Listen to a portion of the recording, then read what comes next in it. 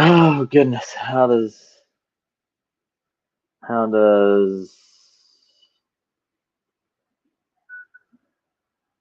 can you hear me now?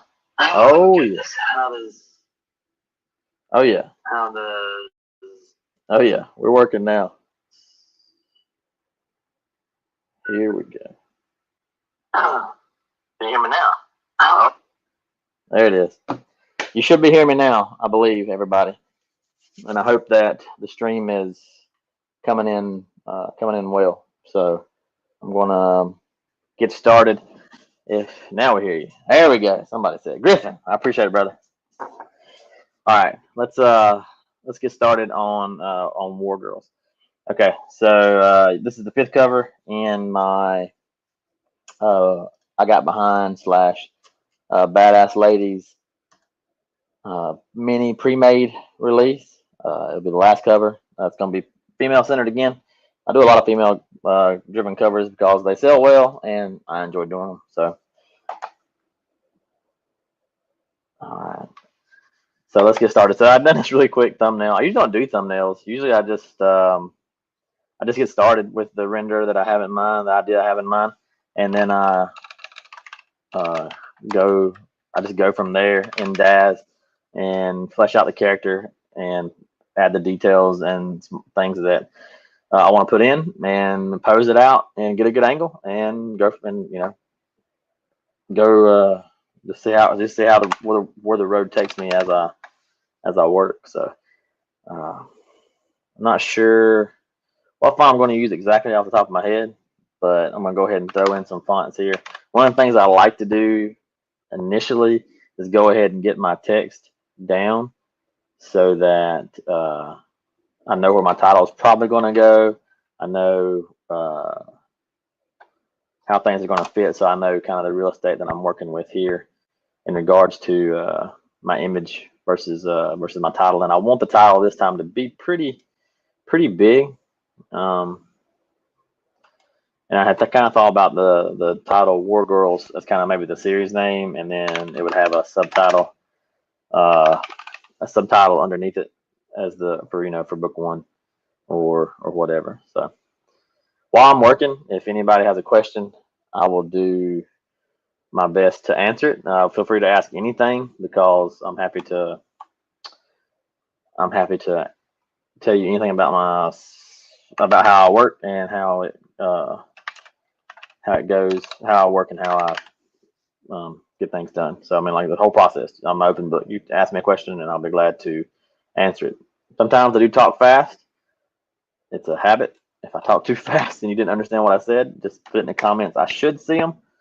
I've got StreamYard up, and it should post uh, it should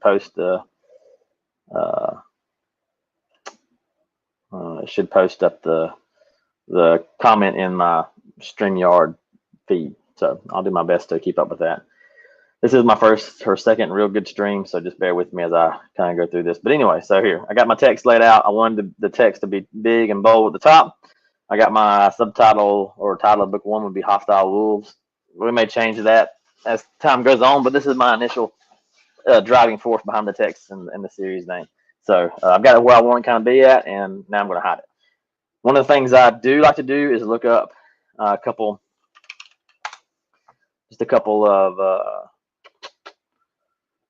inspirational pieces. And if you saw my Facebook post, I mentioned Elysium and I mentioned Neil Bokamp's District 9. Big fan of both those movies. I think they're both cyberpunk, but I think they fall more into like a grimdark cyberpunk, and I like that. I do like grimdark a good bit, and so showing that and having that be a genre I get to work in. Grimdark cyberpunk sounds pretty cool. In my mind, grimdark cyberpunk would be stuff like anti-neon, while still low tech. I mean high tech, low life type deal. But you'd lose the neon, you'd lose some of the flashy colors, and it would be more of a dusty, sandy, nasty kind of awful world. That's also portrayed in cyberpunk, but you'd take out some of the flash that you might see in some of the typical cyberpunk imagery and all the bright blues and pinks and reds and yellows and that kind of stuff, and you get more of a desaturated tone like you see here in some of these. I'm just gonna grab just a couple pieces. I mean, I kind of already know what I want in terms of color palette, in terms of how kind of I want this to go. But you never know when a piece of artwork might inspire you with your color palette or with your with the direction. Also, Chappie would also be, I think, a cyberpunk type movie, but would be more grimdark, sort of. Let's see. I don't know if I'm gonna find anything in here that I really want to pull from. There is a artist on ArtStation. I'm a big fan of ArtStation, and I follow a lot of artists there. If you don't use it, it's a really good place for just good artwork to go and look and get inspired. And that's kind of the driving force behind a lot of the stuff I do. I see something that I like, a piece of artwork that I like, somebody else, and it inspires a piece. It inspires something else. Like the other day, I saw a skeleton that was leaned over, and I immediately had an idea of like this portal in the back of an old statue. And so like you kind of, in a kind of fantasy setting, and that spawned from that image of that skeleton, which had nothing to do with that idea, but that idea immediately just sparked my creativity. And so wrote down my little notebook, and I plan on exploring that next week. And there's an artist that I follow. He does a lot of cyberpunk fighting type ladies that I think are pretty cool. If I can find him real quick, I'm gonna source his stuff out. Is this guy? Shia Daniel? Yeah. Just need a couple of these because I'm not looking to necessarily. Here we go. This is a good one. He does really, really good work. I'm a big fan of his stuff. He does a lot of his stuff is all kind of photo bash driven. He doesn't do a lot of rendering or anything like that, but he does a really good job with his renders and his with his photo bashing. All right, that's enough. Cool. All right, yeah. So I got my mood board kind of set up, something for me kind of look at and reference if I need to. This is my entire canvas that I work on. It's a 12 by 22. I have a layer here that I turn on, which brings in the focus to the cover. And so at the end of the day, when I do a proof, I always can hide this and have my big wide artwork, and then turn this on, and I can crop out down to the e-cover size to send the proof to a client, or just to to have for posting on Facebook or whatever. So first live stream, Sean Green asked, first live stream for me, so this may already be home knowledge. Are you trained or self-taught? I am trained in basics. I did go to school for graphic design. It was not the best graphic design program in the world. It was kind of a starter program at the University of South Carolina in Spartanburg. So not the big USC Gamecocks, but the itty bitty USC Spartans. And they were a sister school of the Gamecocks. And so they had a starting graphic design program. I was like the second class to enroll. They had a lot of art programs in them, or a lot of art-driven classes versus computer-driven classes. They still had a good mix of computer, but at the end of the day, when I graduated, I had a degree in fine arts with an emphasis in graphic design. But he taught me the basics: shadow, shading, lighting, perspective, all that kind of stuff. So yeah, I would say I've been trained. I did 10 years at a print shop, focusing on graphic design. It was very low brow graphic design, business cards, envelopes, forms, books. If it's been on paper, I've probably printed it. And so I spent 10 years there, kind of cutting my teeth. The biggest thing that being there at Print Depot was the name of the school, the name of the place. The biggest thing that taught me was efficiency, because I had to crank out a whole bunch of work really, really, really quickly. And it taught me how to do things fast, how to boil down my process into a very efficient, very quick manner so that I can get in, get the job done, and get out. And so I've taken that into my book cover business, being able to, crank covers out pretty quickly, by and large. And while I'm kind of sitting right here, I'm waiting for my renders to populate in my folder. I made some renders earlier tonight, and they are they're in the folder. They're just not on my. They just have not refreshed into my Mac folder onto my server yet. They're on the server. My Mac just hasn't picked them up yet, and it will take it just a second. I did not think about this until just now that this would happen. So, you know, first time learning for everybody tonight. It's 4 files, and it'll just take them a minute.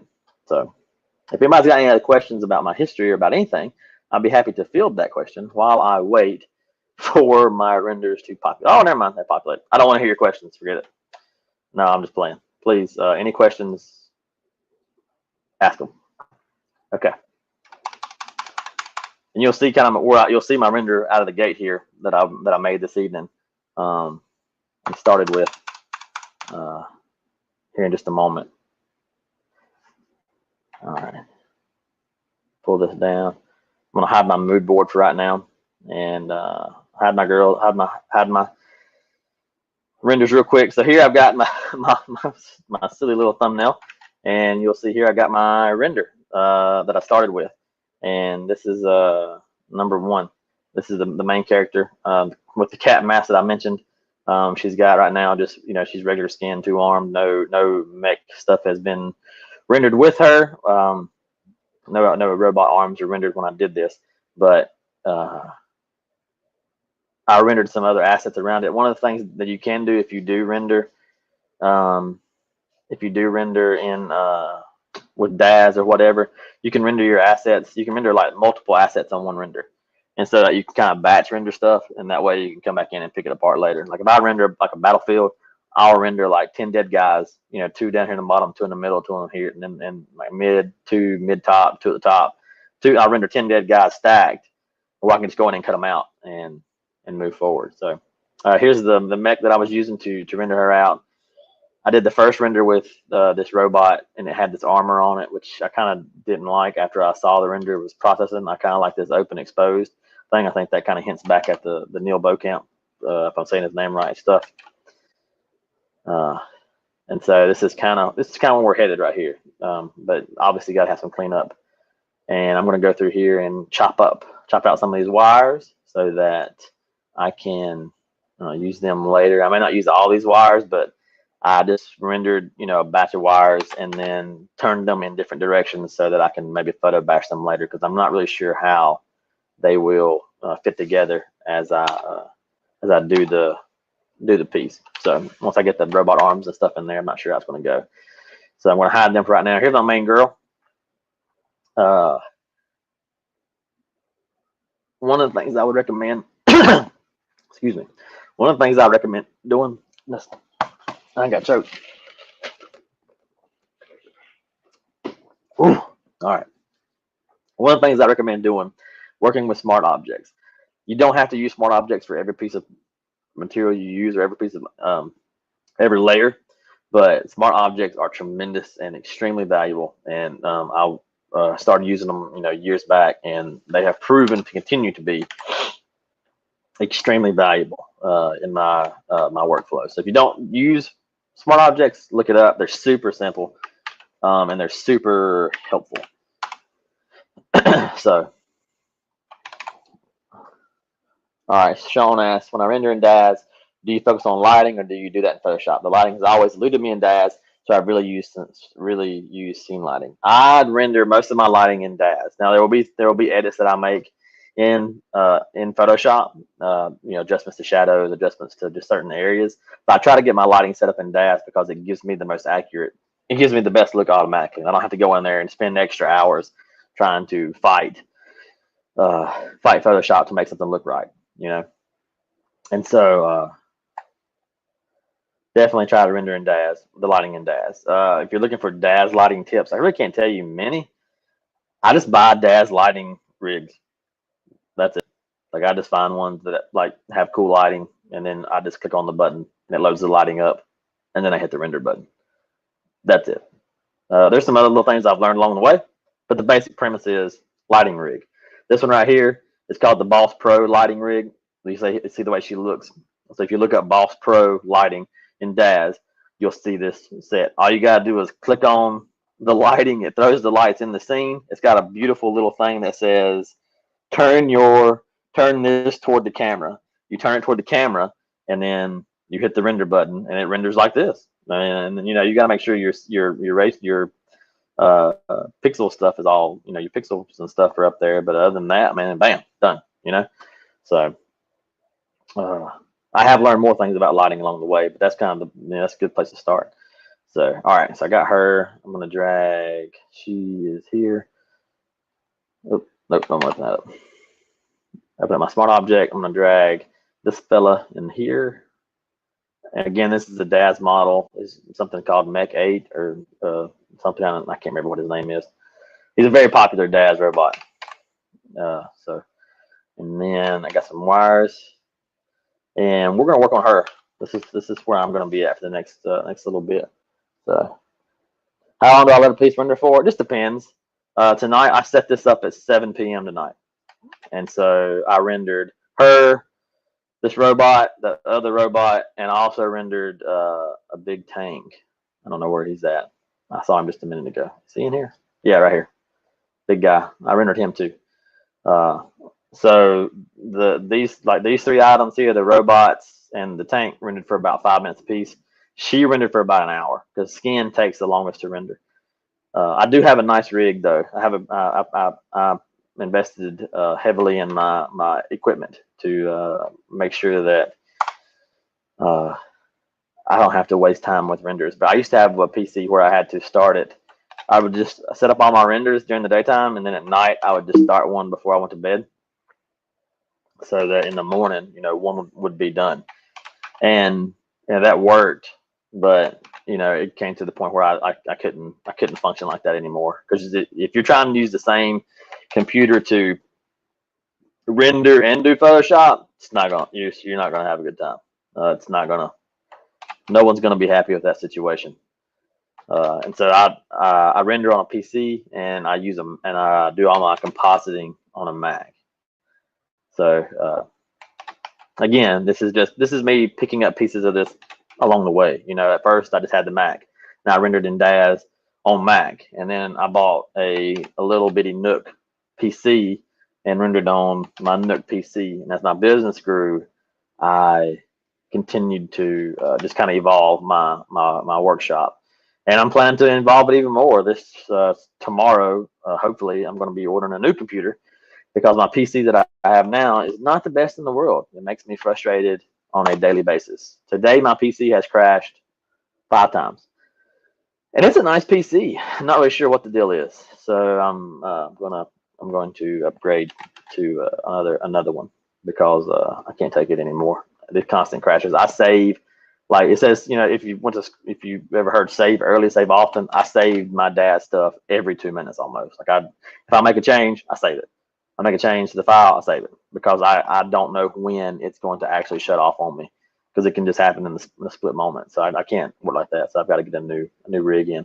Anyways, okay, so we're going to chop her arm off here, and we're going to put in this robot arm. So it's easy peasy. And one of the things about working in Daz, you can notice here I have pretty much the same pose as I do as my model, and that's a wonder. That is one of the wonders of Daz. You can pose your model and then pose the robot in the same way, and then render them. And again, you know, by me having my lighting already set up, all my lighting stays correct. All my work, all my stuff stays correct, and I don't have to worry about going back in when I hit Photoshop. I don't have to worry about, you know, making sure that this looks right, finagling this to be in the right right angle or the right lighting. I mean, it's already automatically done for you. That's one of the huge advantages to rendering in Daz or any rendering software. You don't have to do just Daz, even though Daz is, you know, kind of a book cover designer's bread and butter, or most book cover designers' bread and butter. You don't have to do just Daz. You can do Blender. You can do, you know, whatever other rendering program you want out there. You can use it. And I'm just kind of being nasty here with this, because I don't really care about this part of the piece. You'll notice as you continue to design things, you know, some areas you don't have to pay attention to, because at the end of the day, this robot hand is going to be over. This area, and so I don't have to necessarily worry about being real pretty or real accurate. that's one of the things that as you develop as a cover artist, I hope that people somebody may realize is, I don't have to be pretty everywhere, because it's not really worth it. Because there's going to be there's going to be areas of the book cover no one's ever going to pay attention to, no one's ever going to care about, and you can just you can go really fast or really loose, and it's fine.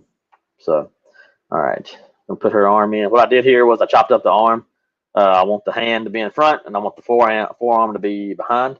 And so, doing that same thing now. All right. And see, look at that. Like I would just, because I set up in Daz, immediately, this thing is already coming together. This piece that I'm trying to bash, it just fits in like a puzzle piece. I'm going to do some adjusting here to this to match up with her, where her other hand was at, which means I'll have to adjust the shoulder blade a bit. And I like that. All right. How long does it take? Okay. Sean again asked, are most of my models Gen 8? I have Gen 8s and Gen 3s.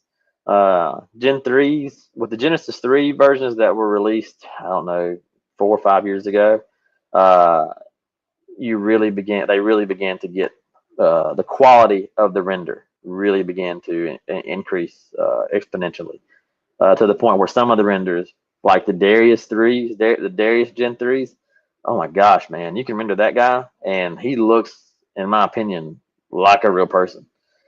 Almost out of the gate, very, like, hardly any touch up. He's great, got great skin textures and that kind of stuff.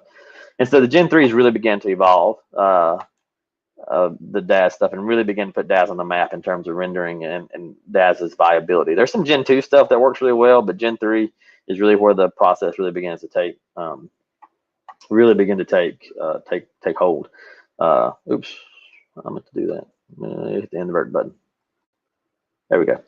And so, so the Gen 3s came out, and then they kind of rushed the Gen 8s came out like 2 years later or something. I mean, it was really, really quick when the Gen 3s came out, or the Gen 8s came out right behind them. And people were surprised that they came out so fast, and it was a bit of a rush, because Gen 2s had been around for a long, long, long, long time, and then the Gen 8 comes out within a year or 2 years of the Gen 2s being out, or the Gen 3s being out. So many gens, just Gen.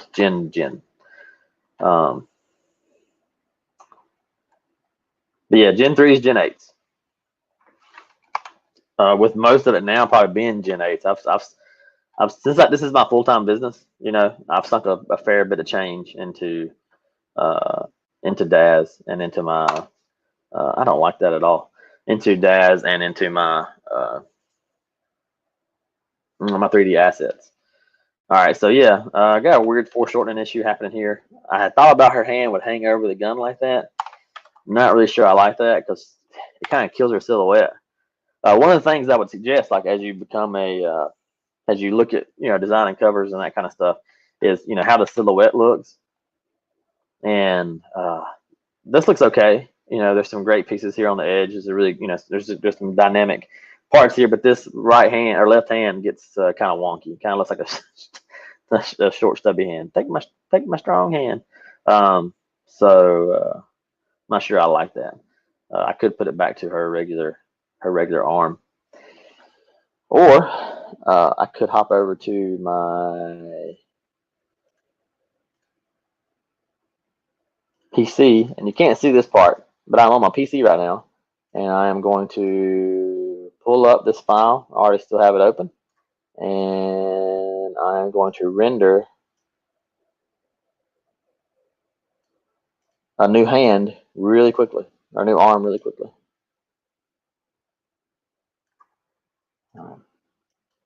There we go. So I repositioned the arm, and I am re-rendering the robot's arm right now. So we'll come back to that in just a moment. So we're gonna work here on this arm now. It's good to label your stuff so you don't lose it. Right arm front. I'm gonna put a little shading. Right now I'm not using my Wacom. I'm using just just the mouse to pop in some quick shading here.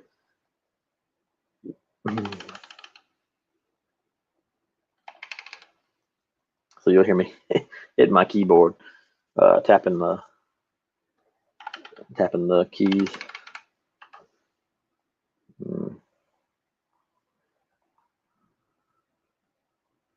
Yeah, all right, cool. It's coming along. This is supposed to be the sleeve of her shirt. Over here on this this side, and it works out all right, but you really can't tell it's a shirt. It's kind of like a band, but that's okay. It's a neat little detail. Kind of got a cat face on it. If you can see the kitty cat right there.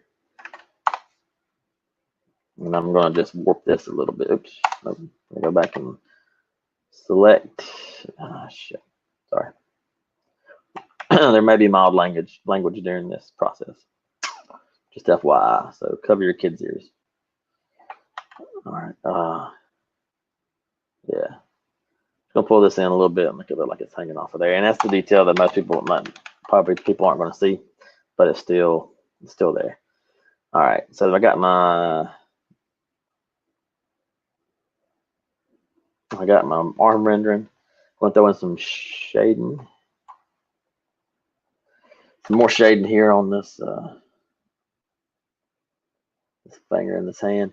There's a weird shading happening on the hand. You kind of see the edge here. It's kind of and that would be kind of hidden in shadow. You wouldn't see much highlights here. You kind of lose the hand inside of the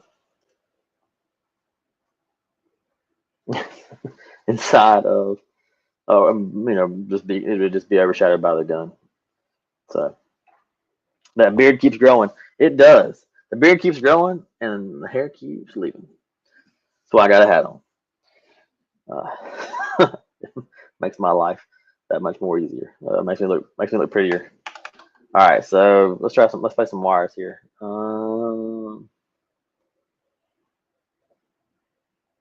And again, I rendered these wires just in Daz along with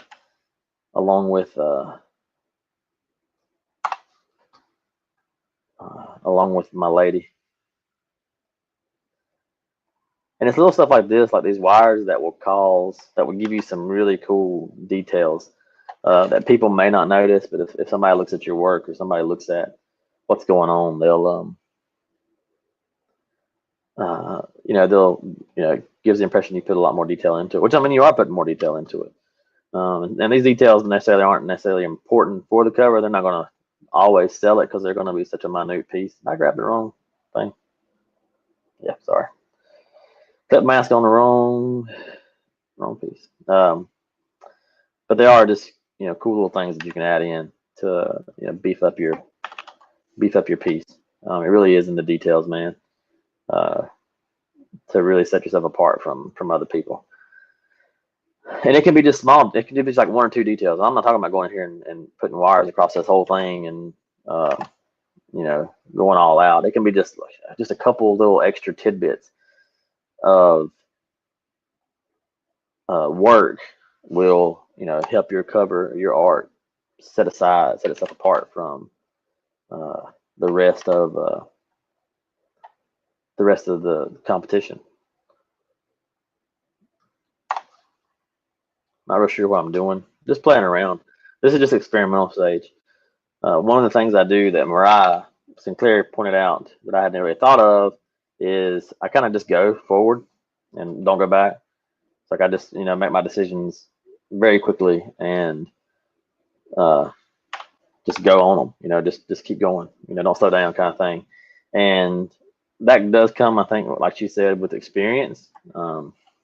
But not second guessing yourself. Deciding, okay, I want this, I want that, I want this, and then just going forward. Like my cat mask here. It's kind of a funky looking thing. It's a detail that's just weird, I think, to the piece, but I think it works really well because it's different, it's unique, and when somebody sees this on a cover, that cat mask may be what they go, what the hell?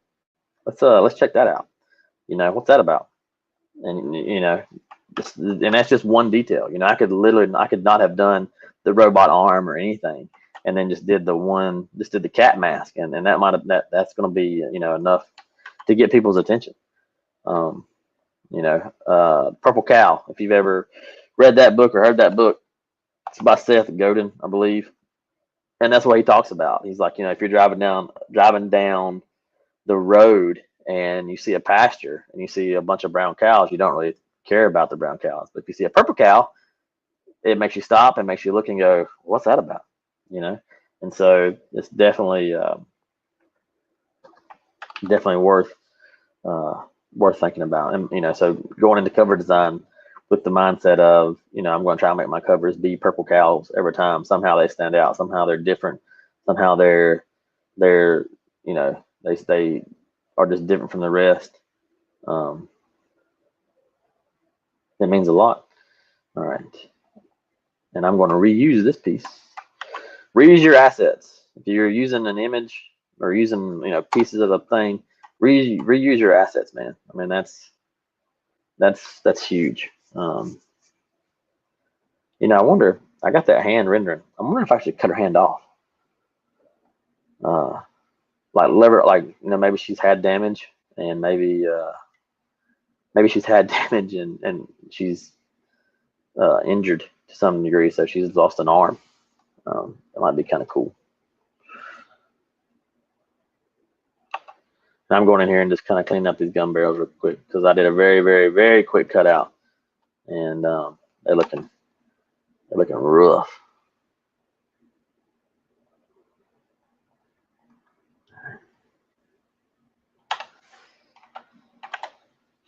And like I said in my earlier post today, if you read on Facebook, there is this set of pre-mades that I'm releasing is really character driven. Every piece I think I do is character driven, but usually the characters have a little bit more scenery behind them, and there's a little bit more going on behind them.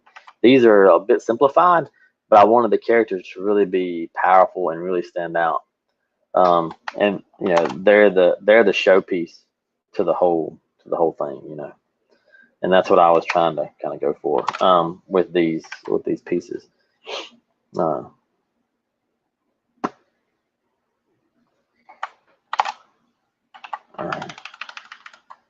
right. Oh, I wanted to mess around with this. I put this spear behind her because I had it laying around in my assets, and I wondered if I could somehow, you know, make it be kind of a little bit of mystery behind why it would have wires around it. Maybe it somehow gets electrified, or maybe, you know, it's got some kind of extra piece to it. A little extra juice behind it, so if she stabs somebody, it lights them up or something like that.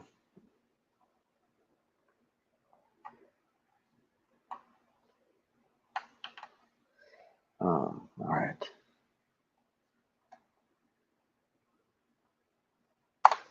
And I'm gonna go shopping real quick for a mechanical, like, metal thing to go right there at the hook. I guess it'd be the, I don't know what you'd call that, where the blade meets the spear handle. I'm going to put a piece of like mechanical machinery there. I'm in my photo packs. I've got my photo packs all on my desktop, so I can access them real quickly. And I'm going to go to my Tekken Robotics pack.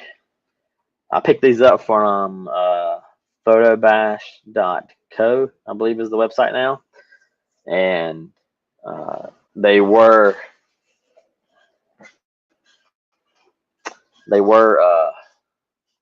photobash.org, but they've just recently rebranded, and now they're facebook.co, and they've got some pretty good stuff on there. I would recommend, you know, you be careful. Some of their packs do have copyrighted imagery, like there's some city skylines and stuff that you have to kind of be aware of when you're doing, you know, if you're going to have some architecture in the background, you need to make sure that architecture, whether it's a building or whether it's a statue or whatever, is copyright. Its copyright is available, and it's not restricted. One of the ones I see, I think it's the Eiffel Tower at nighttime. It's copyrighted, but the Eiffel Tower in the day is not copyrighted. I recently did some work for Paul Sading, and it had the Space Needle in Washington State. Is that right? That's where the Space Needle's at. It had the Space Needle in it, and the Space Needle is copyrighted. And so it was Paul contacted them just to be double sure that it was okay to use. And the lady wrote back and said, yes, it's okay to use as long as it's not the focus of the cover. And it wasn't. And it was the it was the guy, not the Space Needle was just in the background. I don't know if I can use this. I like that wavy line. And so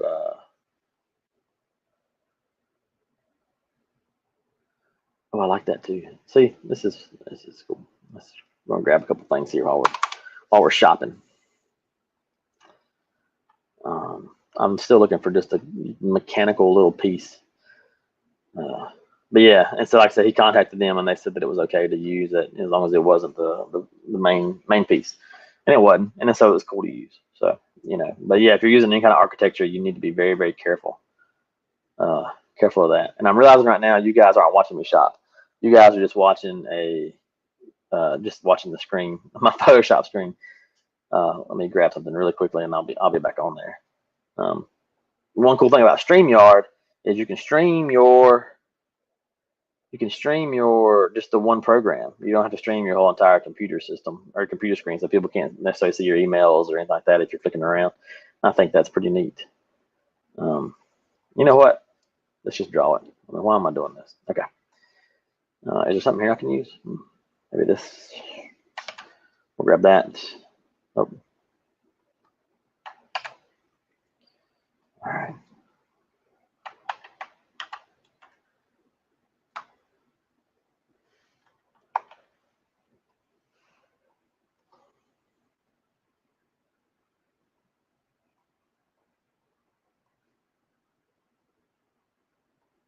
But yeah, photobash.co is a good place for some resources. They have some pretty good stuff. They do have some models on there, like cutout knights and range, and like a ranger with the arrow, hooded guy.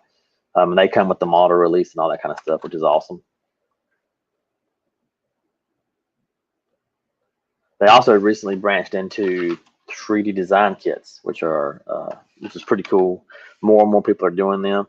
I feel like 3D design and 3D design assets is quickly becoming what boutique stock photo was 3 years ago.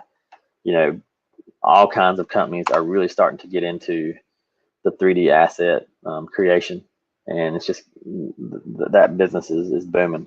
It'll probably peter out like some of the boutique stock photo sites have done, but right now people are just creating all kinds of towns and villages and all kind of stuff that just that's pretty neat. So we are in the age of digital creation, as Joe Solare, his last name, as Joe said at last year's Vegas conference. Saturation. All right. I don't think anybody else is asking questions.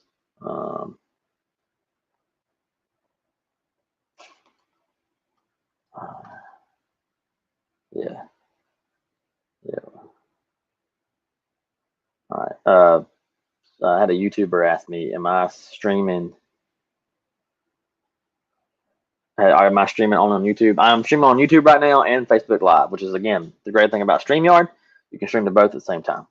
And then somebody else asked me, "Do I always use references?" You mean, I guess maybe when like I'm picking my artwork out, as far as that I grabbed at the beginning.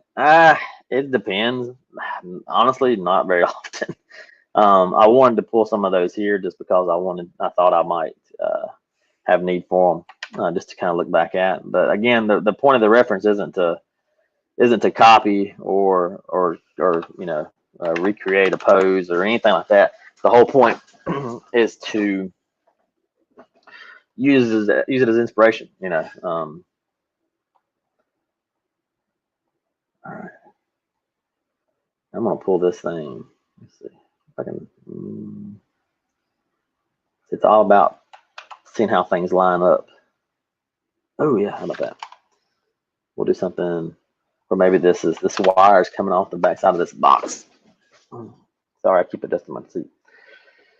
All right.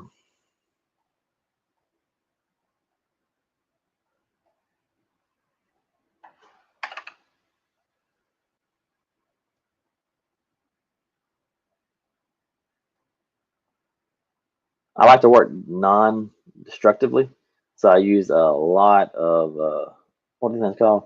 It's vector mask. No, what is it called? It's not a vector mask. Layer mask. I can't remember the name of them. I just use them. Uh, I use them a whole bunch, so I can always kind of go back to my work if I need to. Um, yeah. Let's go back to this piece here. I don't know if I can use that or not. Let's see. Might be able to just use like one strip. Yeah. Maybe like she turns it on. Like she's getting ready to stab somebody. She turns it on, charges it up. Like you ever seen Wayne's World where Garth where Garth charges up that electrical thing and shocks that fella. What do you want, dweeb? And then everybody cheers because he because he shocks that dude. I don't think this is gonna get on there. I'll tell you what I can do though. Boop. I can put this on the top. And we'll have a little nice little red button. And it'll be a wonderful little spot of color on her. And you can see here, I'm not really taking a lot of time. I'm not really taking a lot of time to make sure these things are integrated, because at this point, it's such a small little detail. You know, it's cool that it's not there. I mean, it's just a small detail. So,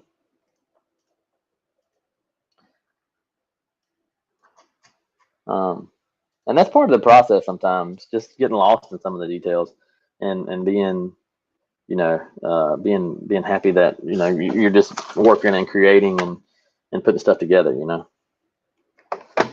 right. All right. I kind of wanted to put a piece of metal or a piece of machinery, or a little metal piece here on her cat mask, so that I plan on adding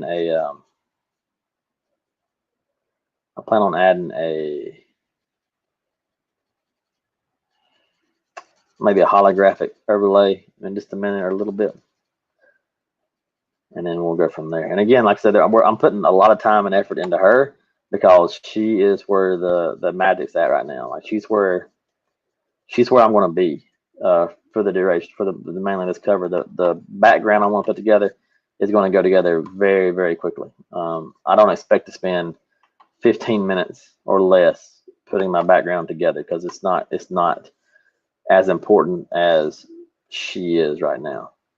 So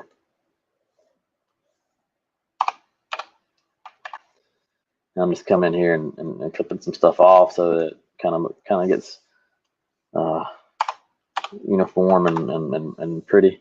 I'm going to grab that cord, move it up a little bit, and I'm also going to pull it. I'm going to duplicate it and see if it's got, oh yeah, what different one? Let's see.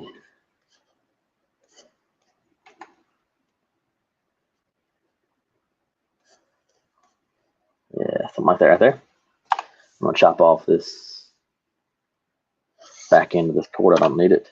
I'm just looking at getting the plug in. Even here, because I'm so used to using vector mask or layer mask, I want to use one right here to on this piece. I really didn't have to do that, but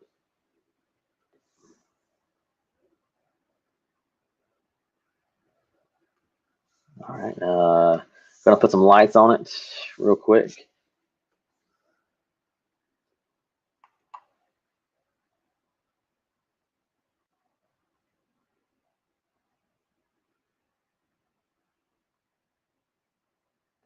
And if you watch my how I add magic tutorial on YouTube, you're about to see it in action, just with this one little piece. I got my stuff saved, hit the button, and they get some glow to them. Not much, but it does start the process. I don't plan on putting too much lights on this, just because, like I talked to you earlier, this is a I want this to be a little bit more gritty, and a little bit rougher, a little more desaturated in color.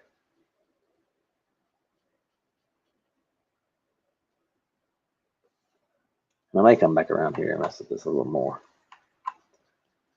I mean, because you can stand here all day and work on different versions of this mask, you know, or different, you know, clip-ons and add-ons and that kind of stuff. Don't want to forget my rim light.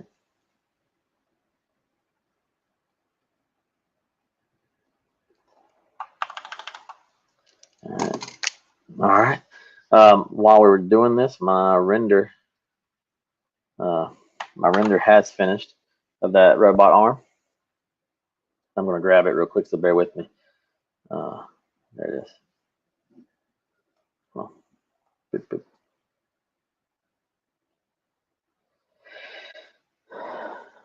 All right.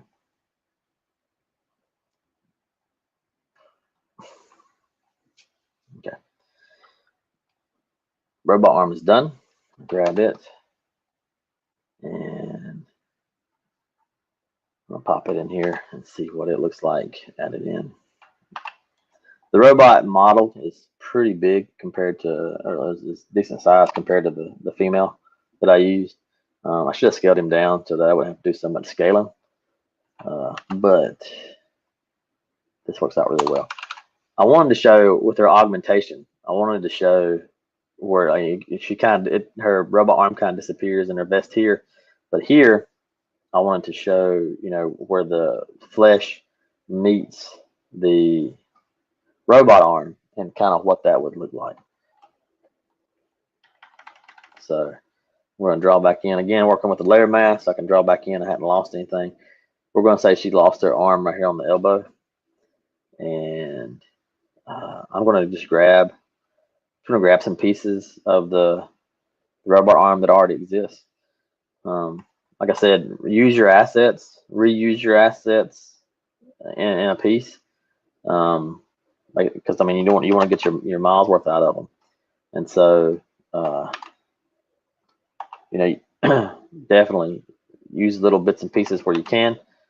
Make it work for you, so that you can, you know, you can make it, you can get your money worth out of it. So repeat myself a bit, but it's something to think about when you're doing this stuff. You know, can I reuse this? How can I reuse this in the same piece, so that when it comes time, so that I, you know, by doing that, I'm also keeping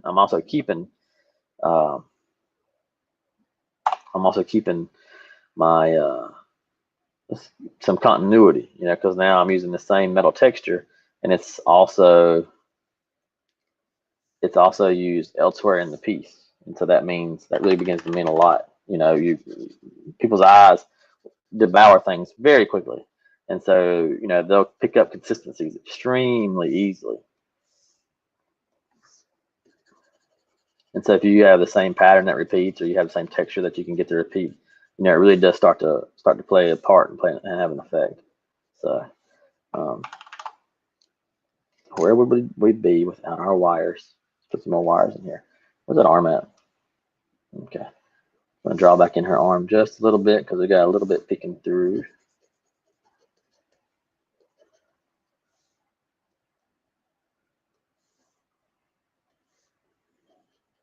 And if anybody's watching and has any questions, please keep any questions coming. I'll be happy to answer them. All right. I don't know if I like that robot arm or not. I'm gonna let it stay for right now and sit on it. It might be too much robot. Because, you know, one of the things I gotta think about when I'm doing this piece is, doing a pre-made is, the marketability of it. I'm trying to appeal to a broader audience. So hopefully I'm trying to make something that people, a lot of people are going to maybe get behind and like and want to, want to purchase.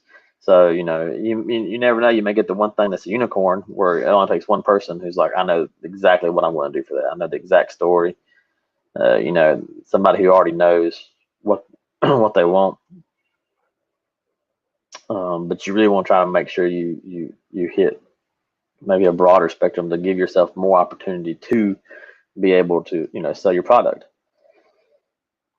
So I try to take that into effect. Is this too much robot arm? Will people like that? Will people be responsive to that? And so on. So, all right. Now I'm gonna mess around with this gun here for a minute. Again, back to my photo packs. I bought some decal packs the other day. You can look those up on.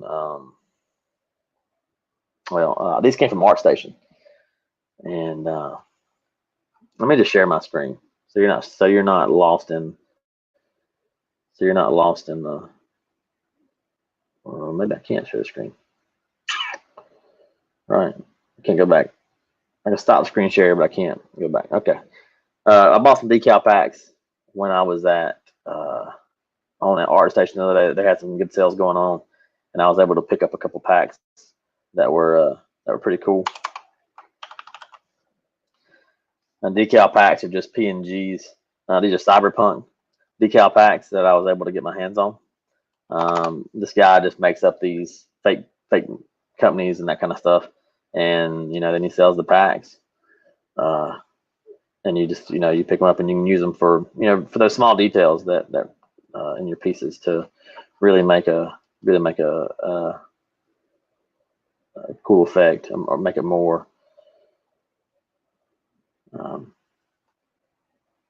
more believable, more real, and more alive kind of thing.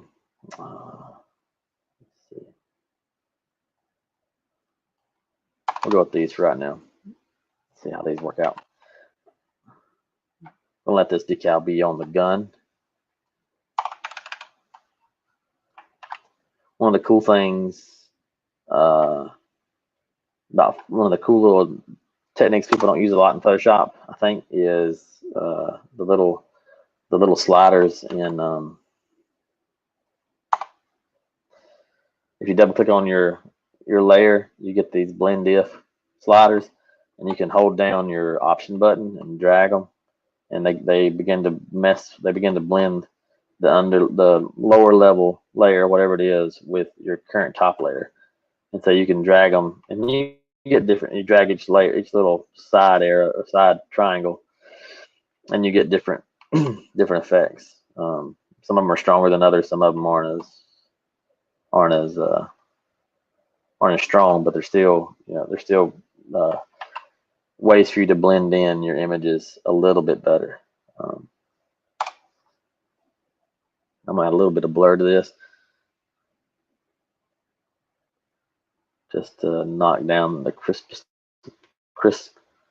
of it.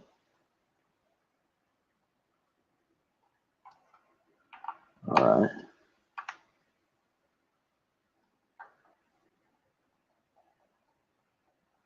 And I'm gonna distress it just a little bit, like it's had some wear and tear in it. And this one right here, this is just a graphic that he made. It's just a cyberpunky graphic to really nail that aesthetic. And I'm gonna put that. Let's see about putting it somewhere on the back end of this gun, just to see what it might look like.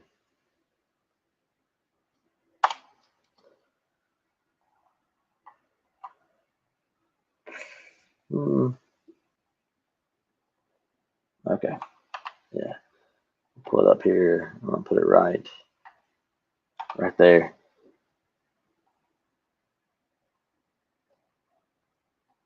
And then I'm going to cut it out.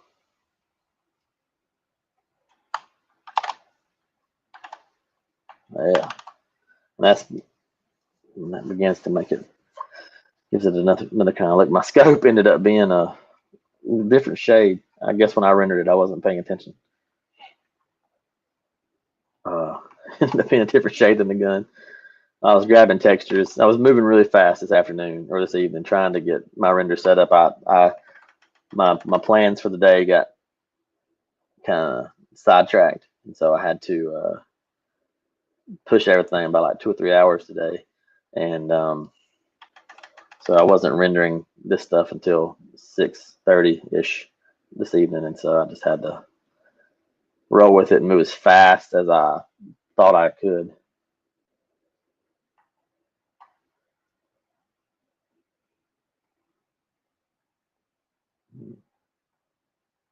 There we go. All right. One of the things, I was talking earlier about silhouettes, if you remember, and she right now makes a decent silhouette because she's got some irregularities, some asymmetry. So she's got some interesting things going on. You can think about that inside of a silhouette, So like right now, when I pull back, the gun's not that big of a deal. It's not a very noticeable piece. It does kind of blend in with her, and so you can think about going in and taking a taking a layer effect and doing things to pull the contrast out so this gun stands out just a little bit more than it did. I had originally had this gun being kind of black, but I felt like the black that I had chosen was too strong, and you kind of lost the detail on the gun. So it was kind of, for me, it was kind of a juggling act between picking a texture and a color that I liked that still showed the gun, but also kept things um, in detail, but didn't lose certain areas. I'm trying to concentrate here. I'm doing a very, very, very quick cutout. I would normally take a little bit more time. I'm trying to get through this whole process really quickly so you guys can kind of see a decently finished product. I'll probably put this down for the night, when we wrap up here in just a bit. I probably got 30 more minutes or so. We'll wrap this thing up, and I'll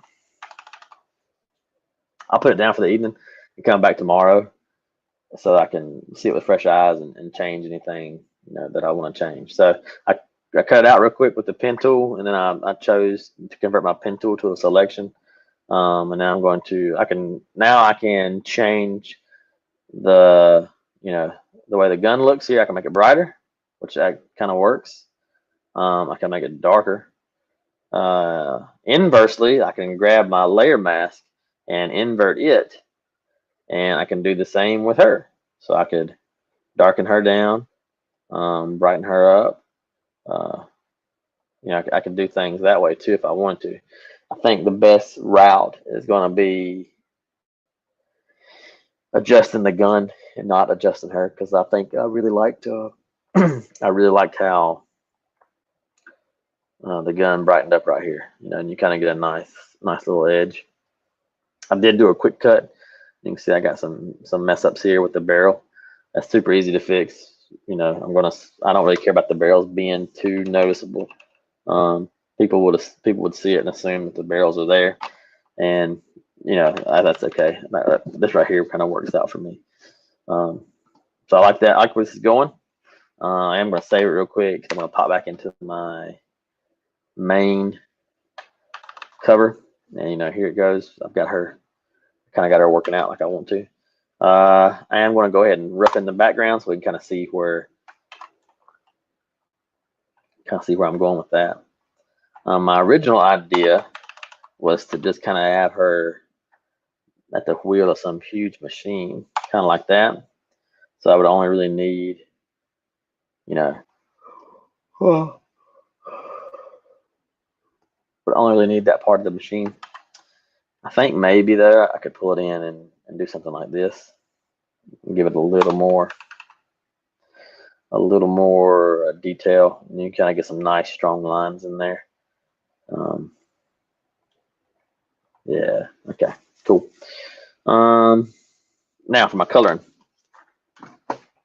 What I want to do real quick is block in some colors, get this kind of piece, get this piece rolling together pretty good, kind of in a cohesive manner. So I'm going to go here. I kind of imagine it being deserty type colors, kind of sand, desert, blowing type thing. Maybe she's a soldier. Maybe, you know, maybe in this story she's a work for hire type thing, and you know she's a mercenary of some variety. She has a penchant for wearing cat masks. You know, maybe that's what makes people scared of her. You know, I don't know. So that's kind of it. All right. I'm gonna check, make sure that has anybody asked me any other questions. All right. Nope, I don't see any. All right, cool. All right, let's put this piece together. Merging background, foreground. The simple, quick Jake way is for me to pull a color that's in the background image. I'm going to pull this color here. That's just a sandy type color, and I'm going to drag it in front of. Oops, grab the right layer. I'm going to drag it in front of her, in front of the tank, and I'm going to do the same thing in front of her. And I may end up.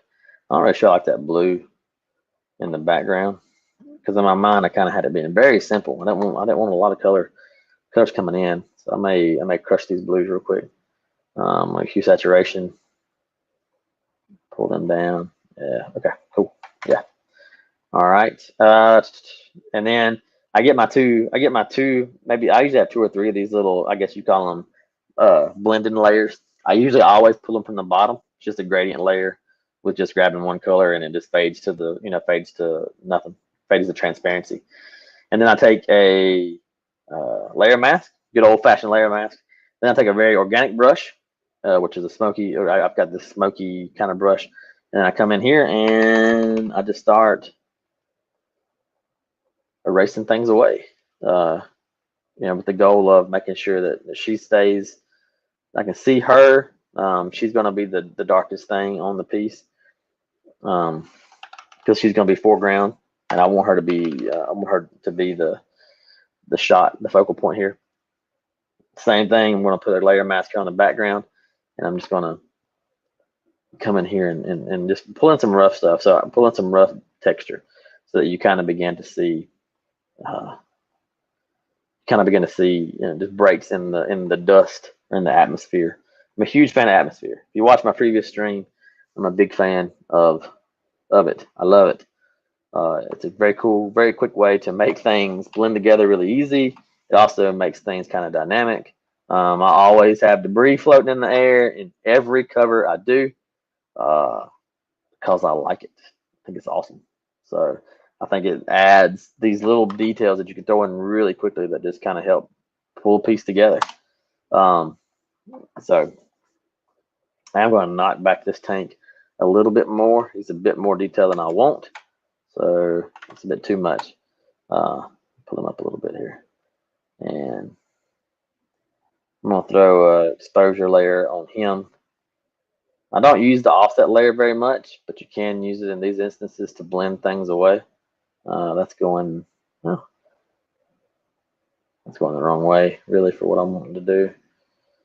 This knocks out the contrast. It kind of really begins to pull a piece into just being one color. And then you can come in, I put this layer here to further knock back the tank. I could clip mask this layer to the tank and then put on like multiply, and it's going to darken the tank up a little bit, but I've also lost contrast. So I'm kind of getting this weird, or this really cool area where contrast has been lost. By losing the contrast, I'm pushing the tank back, which is what I want to do. I want her front and center. I'm pushing the tank back, and then I'm also keeping the tank inside the color palette that I want to keep it in, and inside this sandy type color palette. So, all right.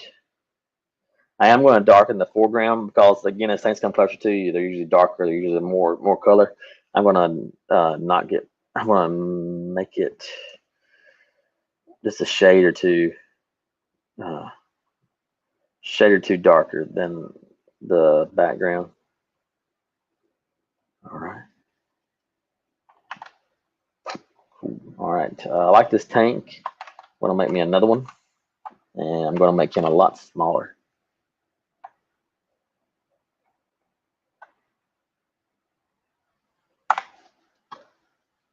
And I'm going to further push back my contrast so that this one further recedes into the background. And I see now my background, my horizon line sky is kind of almost on the same I guess you'd say lightness, or same kind of contrast here. They don't You really can't see much contrast between that tank and the background. So I'm going to pop in a real quick just a white layer. And put on like 10%, and let's go ahead and kind of push it a little bit. There you go. And see how that tank kind of still, now the tank, you can still see the horizon line just a little bit. The horizon line is not nearly as important as the rest of this piece. I am going to bring back a little bit of detail into this tank so that he kind of contrasts just a little bit more.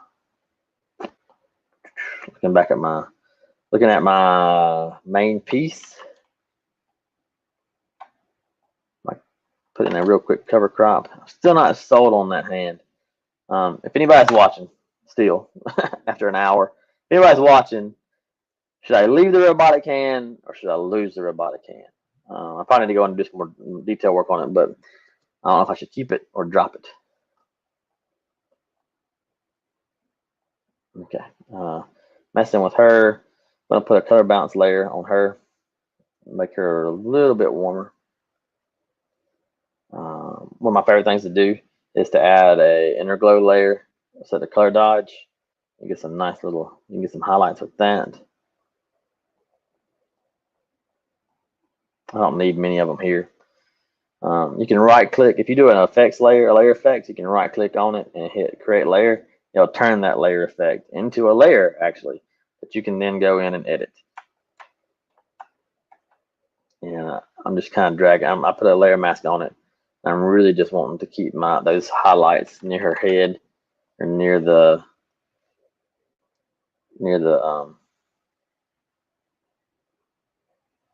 top of her shoulders. I'm wondering now if her shoulder blade her shoulder needs to push out a little bit.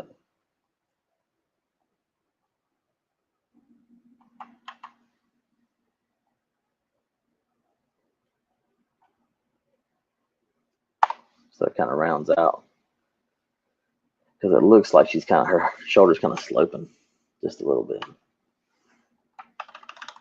All right. Yeah. Oops.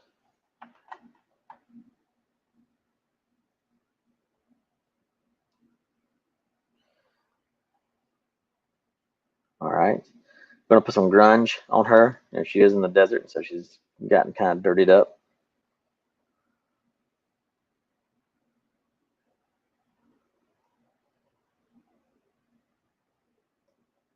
Where are my grunge layers at? I have so many brushes. It's ridiculous. I have too many brushes. I'm a brush addict. It's an addiction. Sorry.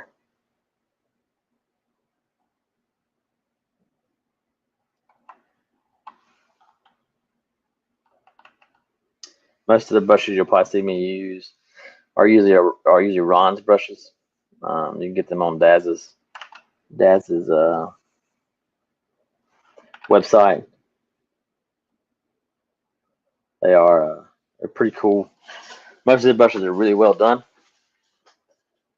and usually they are expensive. You can catch them when they're on having a sale. Even if you don't use Daz, you can catch them when you're having a sale, and it makes you can get them for $5 or $10 per pack, if even that. And they can really cut down on your work time just by the sheer helpfulness of them. They can really just cut down on all of anything you're doing. So, all right. Does her spear get cut off? Nope. Okay. All right. I'll take it back here in the back. Doesn't have a drop shadow. Always good to have those.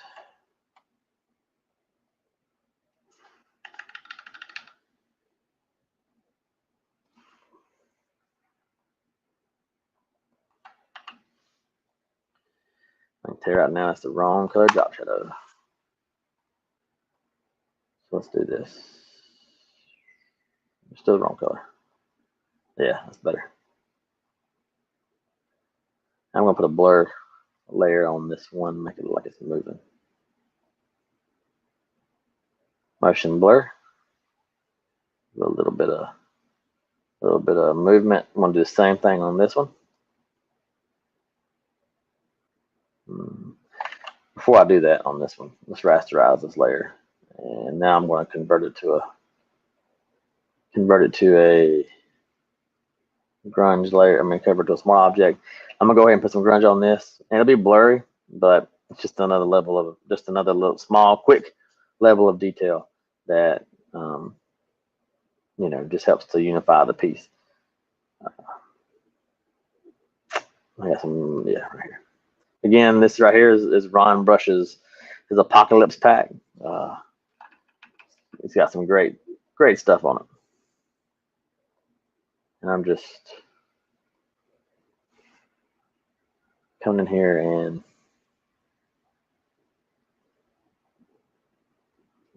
dirtying this tank up a little bit. So that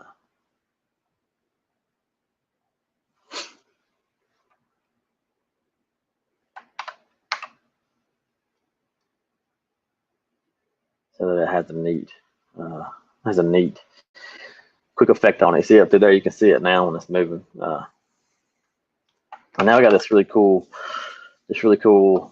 motion behind her.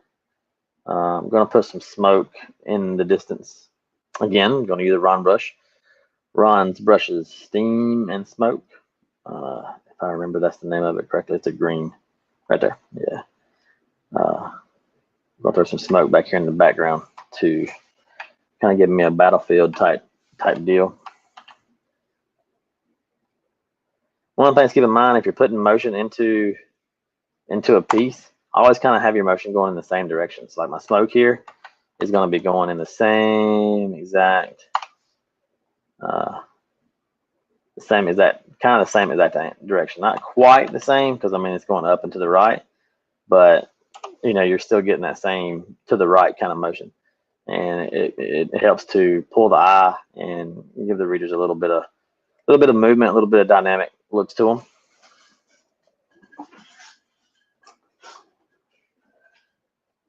All right, I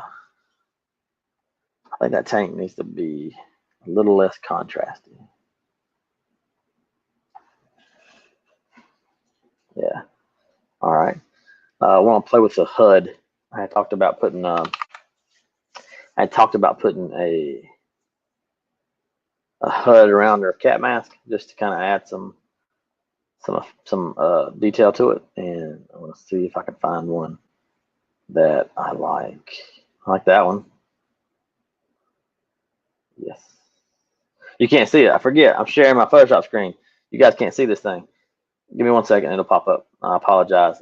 I'll be learning as I go. Next time I will be more apt to share my screen versus just showing Photoshop. I thought that was cool. You know, at first when I seen it, I was like, oh, cool, I can share Photoshop. And then, you know, that'll be cool. Nobody will get bored with my other screen jumps. But they don't really work well when you're explaining something and nobody can see what you're explaining. Ugh, that HUD is no good. It's too plain. I'm just gonna grab a quick one. Now, I'm not looking for major detail on this. I just want to be able to maybe pop a cooler color in with these browns and oranges that I've got going on. Yeah, and see, it's got some text on it and stuff. I mean, this is all kind of that Lorium Imposum symposium stuff. All right, yeah. I am going to make this a smart object real quick. That way, if I need to go in and edit it, I won't lose my quality. I won't lose the pixel quality. That's one of the great things about doing a smart object is you don't lose image quality. Like for example, this right here. If I scale it down to right here, hit the enter button, and then I say, okay, I'll make it big again. And so now it's all blurry and crappy looking. Whereas this one that I just made a smart object, I can make it real small, boom, and then I can make it real big again, and I still retain my clarity. It's another great aspect of you still remain quality. You don't lose your quality. So it's a good tool, man. Yeah. All right. Cool. Let's see what this looks like. Put this on screen mode.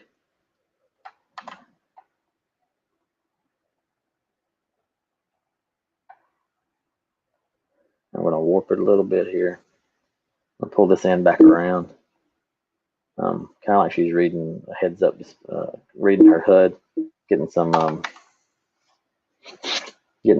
my nose is itching.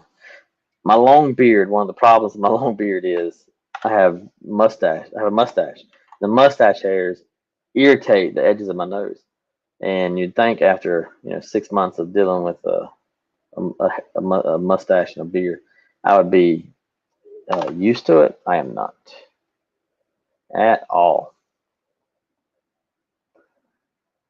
One of the things about these floating HUDs is making sure that they are legible, and also making sure that they don't cause any funkiness on your piece. You still want to be able to read the character. So right now, this HUD is like over her lips. It's not the best in the world. That's not the best solution. So probably what I'm going to do is I'm going to hide that lower piece in just a moment. Put it on over here.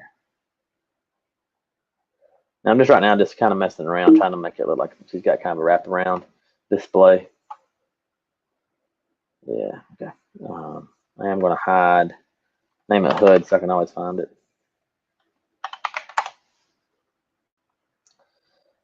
And I'm going to pop just a quick layer mask on it, and I'm going to cut away this lower part just so you can see your mouth there. Yeah, okay. And it's kind of got that blue glow to it.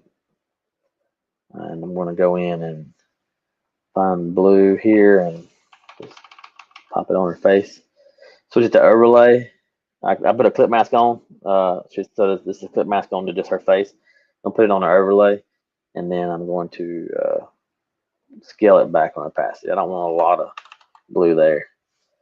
I may pull that. I'm going to pull that HUD off her face just a little bit so you can kind of see things.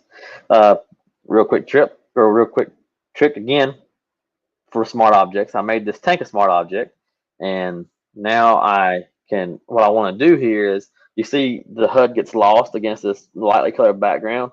I could try and put smoke or some kind of blocky thing, some sort of something, random just color back there to make that HUD pop up. But I'm going to go in here and I want to just add another piece to the tank right here so that it shows my HUD.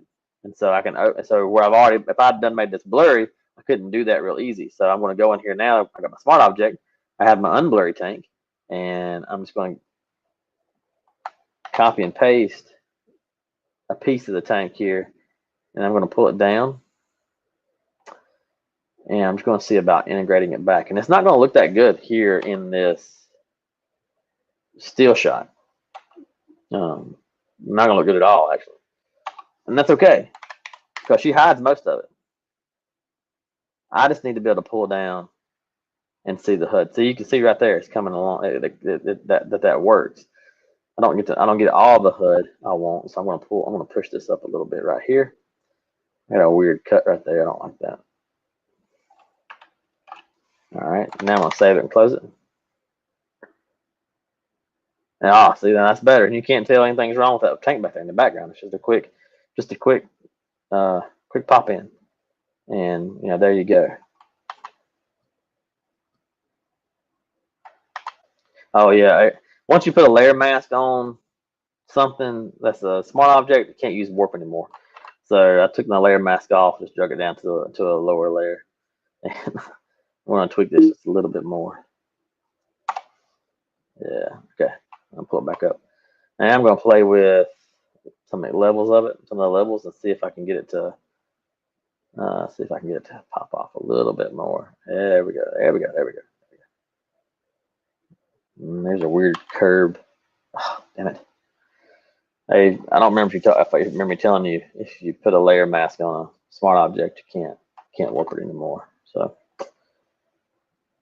yeah, all right. Still got a weird warp. Warping is a fine art because you can mess up a warp in a minute. One wrong curve, one wrong, these are called handlebars. One wrong turn of the yield handlebar, and you're up shit creek. And you got to go back and do everything you just did.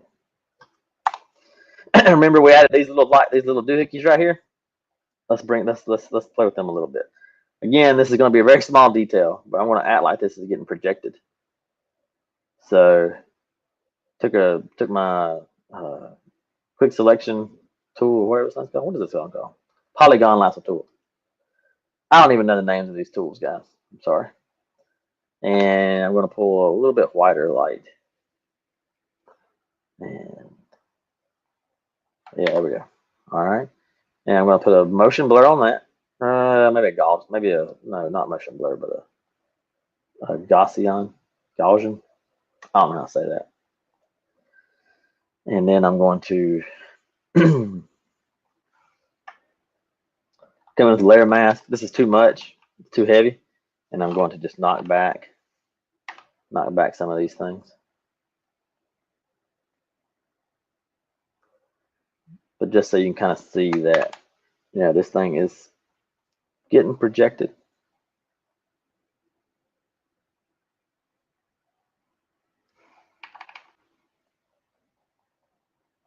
And that's the detail again that people might not see, but it's a nice little piece of the nice little unique piece of the puzzle that you're putting in there. If somebody does notice it, all the better. It makes me happy when people notice some of the small details that I put in. All about putting in a kind of a crack in their mask here, just to add some dynamic piece to this, a little bit of dynamic chip here, a little asymmetry. All right. I think I'm putting that hand back on. I think it needs it. I like the robotic hand. That might be better to drop it story-wise, like the regular hand. Too much. Yeah, I'm not much help. That's all right, Kelly. No problem. I want to lose that hand anyways. I don't think it's needed here. I'd call addiction to brushes a professional addiction given your career. Yeah. You start buying stuff, man. It's hard. It's hard to say no to some things. You're like, man, I need that. Do I need that flying car? Nope. Am I going to buy that flying car? Yeah, going to buy it. Coming home with Papa. That's like when Daz has a freaking, what do you call it? When they have them damn, gosh, when they release their bundles, their new characters. Like, it's very hard for me not to buy a new character. They released some this week that I don't really care for. So, or that not that they don't help me in my work any really. So I've been able to be a good boy and say no. Did I chop off her hand? So that's why you use layer masks, folks, so that when you mess up and you want to put the hand back in, you can just be like, bloop, paint it white, and the hand comes back. But here's what I didn't do. I didn't use a layer mask. But luckily, I saved a duplicate of the layer. So I have a backup redundancy to my screw up. But yeah, those Daz bundles of those new characters, I'm probably like I buy like almost. It's not pretty, guys. It's not pretty.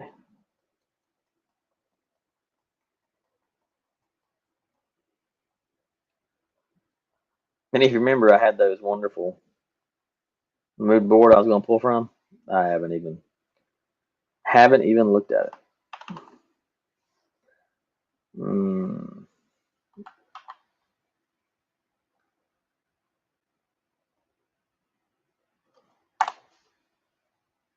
Awesome possum.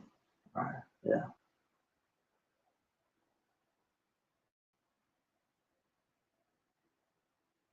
cool. I'm gonna save this and hide it.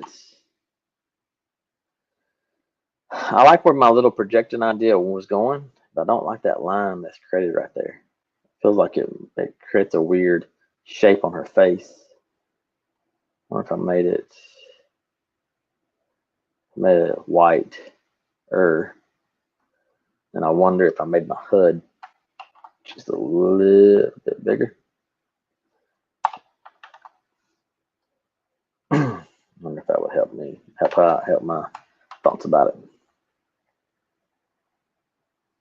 Cool. All right. And we're kind of getting toward the end here of where I wanted to be with this piece, at least by tonight's end. Like I said, tomorrow morning I'll get to the point where I look it over and look it over once more, make any changes I see I need to make. And who knows, I might get up in the morning and be like, I don't like hardly any of this and change everything. But I don't think I'm gonna do that. I really like my character. Still not sold on that hood. That's pretty tricky because HUD, like, it obscures. You do like that, it begins to obscure her face, and you lose detail, and you lose kind of what people are looking for. Pull it too far out, it may not be. It may get lost. You can't have it out here. You need to have it like probably right here where you can see her face, but you can also see the HUD. And at the end of the day, I don't have to have the HUD at all. Decisions.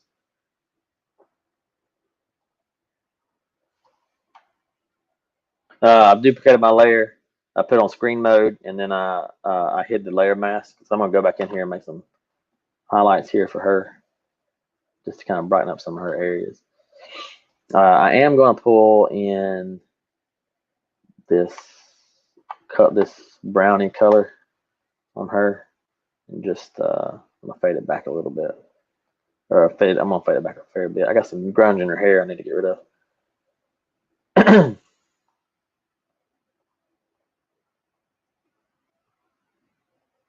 When I went in and put my grunge layer earlier, I wasn't paying attention.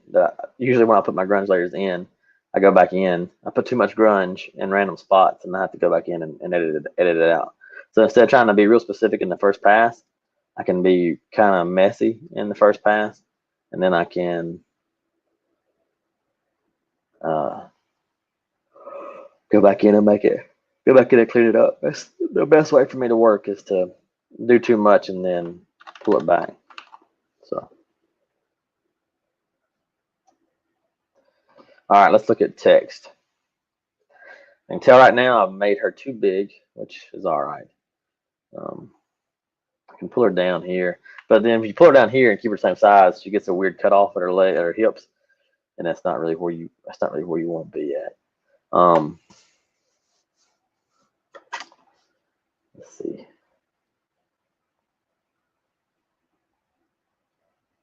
I could stack the title here, condense it down, play with the kerning. It's got a weird kerning thing right there. Anyways, that W and A is jacked up, man. I may not use this Drone Ranger font. It's a good kind of sci-fi font, but also kind of has a militaristic style to it that I like.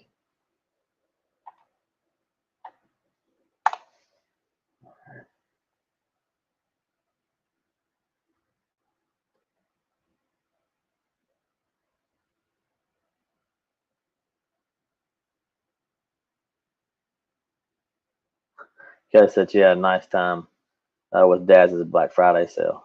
Yeah.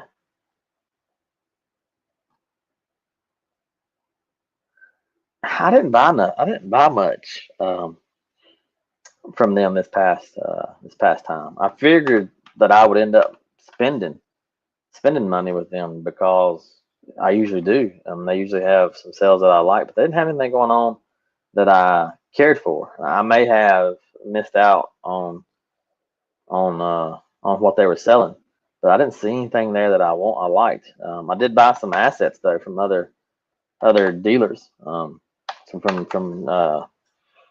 photobash.org, I bought some. I bought some from CG Trader, and then I bought some from CG Trader and Sketchfab, maybe. I can't remember. Um, I popped off the Photoshop real quick because I want to pull up some text styles that I have saved. I picked these up from graphicstyles.com, I believe, and I want to see. You can use these to really get a quick look at what your text would be like with a what your text would look like with some texture over it. Most of the time, these text styles that you buy, in my opinion, are a little bit heavy-handed, and they usually need to be dialed back some. Okay, yeah, right. Okay.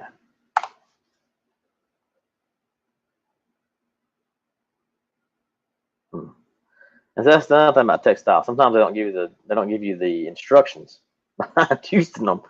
So like right here, I've got I like this metal shape it's got, and I'm gonna drag this textile onto War Girls, and it works. Just forget I said anything. All right, I'll pull up here onto Hostile Wolves 2. This is too much the same color. It's too light, so I'm losing my contrast here. So I definitely want to be able to pull that back down into a darker color. When I had it black earlier, the black looked tremendous. That's a good start. It's mostly black there, but you can see a little bit of texture. I'm going to lose my drop shadows and my outer glow. But I don't want that on either one of them. Now I'm going to come in and see about pulling in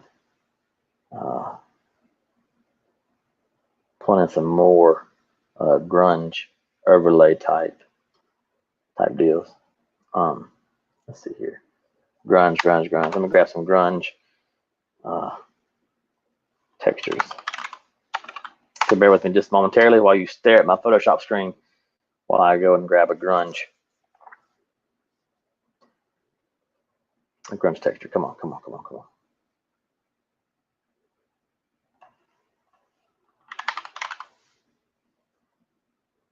What is it opening up? All right. Flipping through my metal. I just need something to pop on there to give me some contrast and color and some more grit and grime.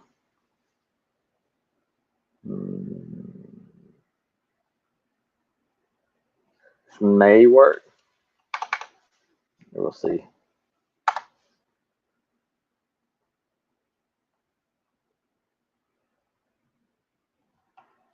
Not too bad. Actually, I like that. It kind of gives you a, ooh yeah, I like that line. Let's piddle with a levels layer here. See about pulling and pushing some of that.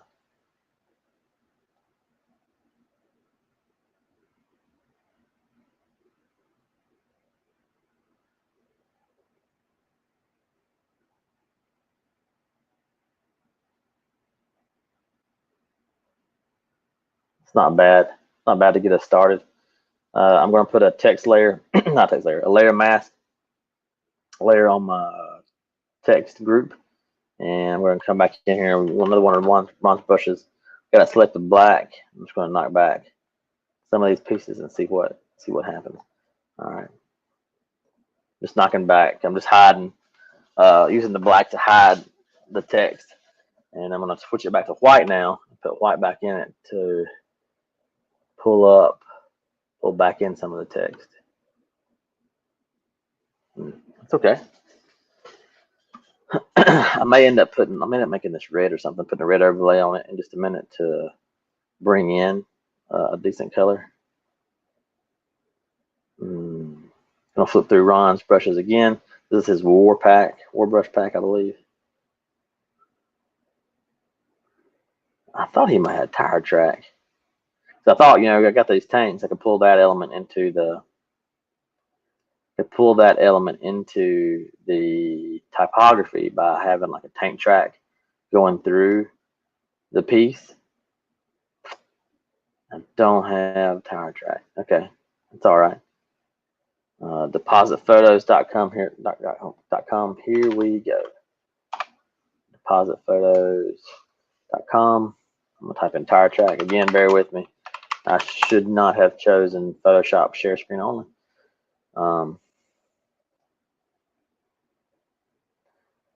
Let's see.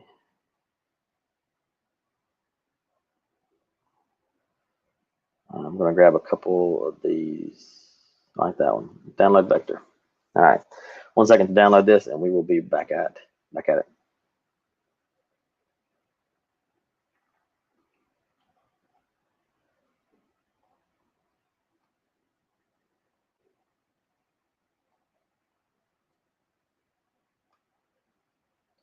All right, I'm going to open it up in Illustrator real quick and grab the one tire track that I want to use. All right, I'm going to exit. And now I'm going to make a brush real quick.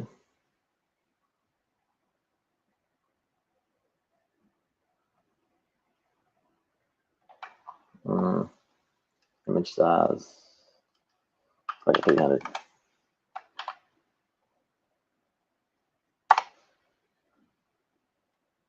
All right. And making my brush, I'm going to go to define brush preset. I'm going to type in tire track.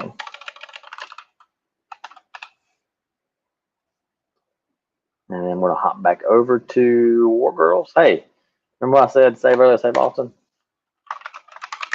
Yeah, might need to save my work. Although I have to say my Mac rarely, if ever, crashes. It's probably crashed once every 2 years, maybe. It's been a really good machine with comparison to my PC that crashes daily. So, not really a person who gets in the Mac PC battle, but I can tell you which one I would choose. All right, come on. Let's get that brush loaded. I just need to catch up with me here. Watch it lock up and shut down. Wouldn't that be something? Come on, computer. Yeah, there it is. All right, I don't know if anybody knows if you know how to make brushes or not, but right there is a very quick, crash course in making one. So I've got it loaded up, and now I'm going to run this thing. I want to see about. I'm going to turn this brush horizontally real fast because I want to run it. Well, I might run. There you go. I want to run it through the text. I'm going to set it on black, and it's going to hide a whole bunch of it right now. It's going to cut out a whole bunch of the piece, and it's a little bit more than I want to. So I'm wondering. I might have picked the wrong tire track.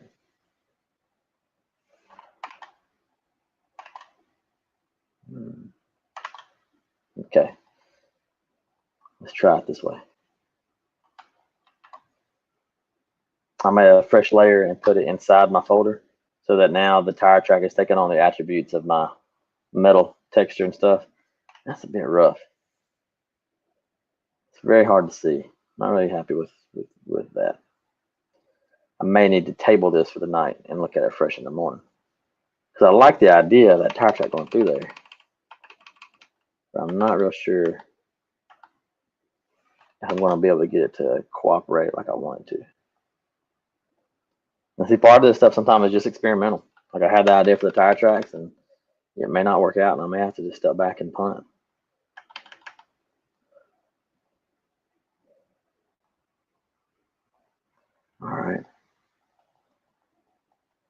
I'll bring a little more texture back into that. Yeah, I may have to step back and punt on that one. All right, last but not least, we're gonna wrap this stream up, and I'm gonna let you guys go. If you've watched this from the beginning, I really appreciate it. If you're joining in, I really appreciate you, popping in and watching the video. I hope you've found something that's helpful in some form or fashion to what you're doing. I don't get to stream very often. My internet doesn't necessarily allow for it. I do have some new internet that is a little bit better, but it still isn't the best in the world. So one of the last things I'm going to do for the night, I'm going to close the stream down, is I'm going to take and just duplicate all my folders. I merged them into one. I'm going to make this a smart object real quick, and I'm going to go into camera wall filter. I'm going to play around with the clarity, play around with some of the graininess, and just see what I like. Don't worry about this excess picture. So camera raw filter is a fantastic filter you should use. It is tremendously powerful. I mean, you can do the hue saturation layers, exposure layers, and all that kind of stuff that you can add, layer effects you can add inside Photoshop layers. They're all kind of here, but it's just you can just do things kind of in one fell swoop, and you get to see the instant results by changing all these different little sliders. One of my favorite things to mess with, I don't always mess with these up through here, is to mess with grain effect. I pull grain up, push grain up to get some to pull in some texture, some detail, it kind of fuzzies out things for you, kind of makes it lose a little bit more realism. And I also like to play with clarity. Clarity and texture, they can really make a piece stand out. You can push it too far, like that right there. That's too far for me. But a little bit of clarity, you can play with texture. Texture is going to really give you a pop. So what you can do is kind of contrast the grain effect, which adds kind of the blurry graininess, and then play with texture, which adds kind of a sharpness. And so you kind of get these nice effects. And so you can kind of see how she pops off the page a little bit more now, almost maybe too much. And so hit OK, and I'll show you. It's going to do that process. And right here, I can hide this layer. Here's what we had, and here's what we got now with the effect on. And you can see it just kind of gives it just an extra level of detail, an extra level of pop. I hate the word pop, but extra level of pop. So anyways, all right, guys, I'm going to table this for the evening, get a good night's rest, come back at it tomorrow. I'll show the reveal on my Facebook page, what I end up with. I really appreciate, like I said, anybody who watched, even for 2 minutes, man, it's tremendous. I appreciate, anybody willing to watch me ramble for an hour and 45 minutes. So you guys have a wonderful night. Take care, and we will see y'all later.